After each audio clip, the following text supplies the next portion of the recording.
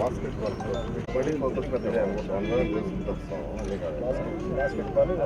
రెండు వెనకరండి సార్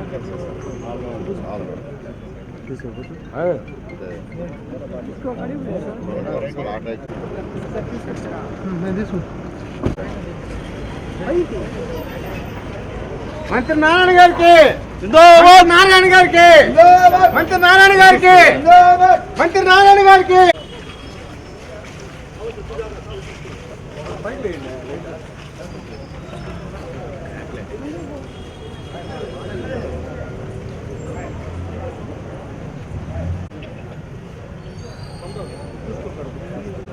తలాలి తొందరగా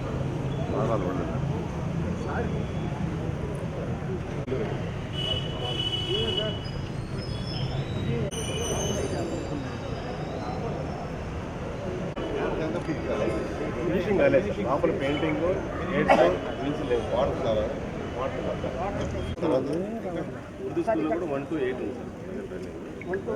10th చేసిన స్టార్ట్ అయింది సార్ 240 మంది ఉన్నారు 3, 4, 5 ఒక ప్రైవేట్ స్కూల్ కూడా భగత్ సింగ్ కాలనీలో ఒకటి చందన్ నాకు ఏం లేదు రంగంలో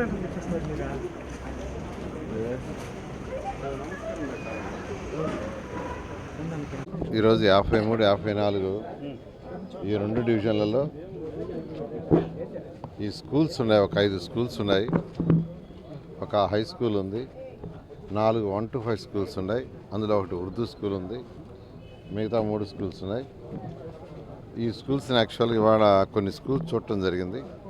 ఎందుకంటే ఈ ఏరియాలో ఒక ఇంటర్నేషనల్ స్కూల్ కట్టాలనే ప్రపోజల్తో నేను యాక్చువల్గా ఇక్కడున్న ప్రజాప్రతినిధులతో డిస్కస్ చేస్తున్నాను.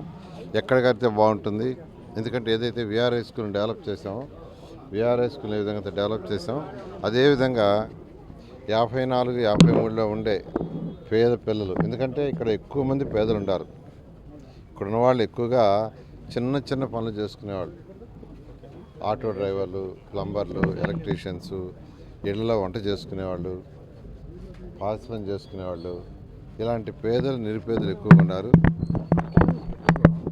ఎవరైతే ఉన్నారో వాళ్ళ పిల్లలకు మంచి ఎడ్యుకేషన్ ఇవ్వాలనే దాంతో ఏ విధంగా అయితే విఆర్ఐ స్కూల్ డెవలప్ చేస్తే ఆ విధంగా డెవలప్ చేయాలనే దాంతో ఈరోజు కొన్ని స్కూల్స్ని చూడటం జరిగింది.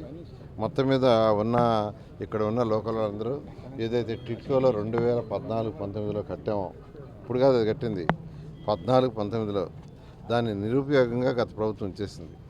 దాన్ని ఉపయోగించాల, చక్కగా క్లాస్ రూములు కడితే ఆ బిల్డింగ్ని ఉపయోగించలేదు. అక్కడే ఒక ఇంటర్నేషనల్ స్కూల్ కట్టమని ఇక్కడ ఉన్న లోకల్ నాయకులందరూ రిక్వెస్ట్ చేస్తున్నారు.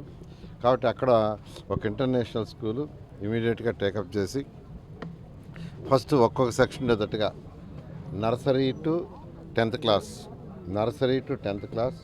ఒక్కో సెక్షన్ ఉండేటట్టుగా, తర్వాత డిమాండ్ని బట్టి రెండో సెక్షన్కి కూడా ప్లాన్ చేసే విధంగా డిసైడ్ చేయడం జరిగింది. దాన్ని ఇమీడియట్గా ఆ టిట్కో వాళ్ళకి ఇన్స్ట్రక్షన్ ఇస్తాను. ఆ స్కూల్ ఏదైతే ఆల్రెడీ కట్టుండారో దాన్ని పూర్తి చేసి విఆర్ఐ స్కూల్ కంటే బెటర్గా చేసి పేదలు ఎందుకంటే ఎడ్యుకేషన్ ద్వారానే పేదరికాన్ని పోగొట్టగలిగింది ఒక ఎడ్యుకేషన్ ద్వారానే. మంచి ఎడ్యుకేషన్ మనకిస్తే పిల్లలు పేదవాడైనా గొప్పవాడైనా ఎటువంటి వాళ్ళైనా చక్కగా చదువుకొని వాళ్ళ ఉన్నత స్థితికి పోగలరు. అందుకని ఒక మంచి ఎడ్యుకేషన్ ఇవ్వాలని ఈరోజు నెల్లూరు సిటీలో 15 స్కూల్స్ టేకప్ చేసాం. అదేవిధంగా రూరల్లో కూడా ఒక స్కూల్ ఆల్రెడీ టేకప్ చేసాం. ఈ విధంగా నెల్లూరు కార్పొరేషన్ అన్ని స్కూల్స్ని ఒక ఇంటర్నేషనల్ స్టాండర్డ్లో తీర్చిదిద్ది మంచి ఎడ్యుకేషన్ ఇవ్వాలనే ఉద్దేశంతో ఈరోజు ముందుకు పోతున్నాం. ఎందుకంటే గత ప్రభుత్వం విఆర్ఐ స్కూల్నే క్లోజ్ చేసింది. నెల్లూరు నడివడ్లో ఉండేది, దాని రూపురేఖలు మారిస్తే ఈరోజు ఏ వార్డుకి పోయినా సార్ మాకు నెక్స్ట్ ఇయర్ అడ్మిషన్ ఇవ్వండి, నెక్స్ట్ ఇయర్ అడ్మిషన్ ఏ వార్డుకైనా పోవు, ఏ వార్డుకి ఏ మీటింగ్ పోయినా మా వాడికి విఆర్ హై స్కూల్ అడ్మిషన్ కావాలా, మా వాడికి విఆర్ హై స్కూల్ అడ్మిషన్ కావాలా, చదువు బాగా చెప్తున్నారంట, పిల్లల్ని ఆడిస్తున్నారంట, కౌన్సిల్ చేస్తున్నారంట.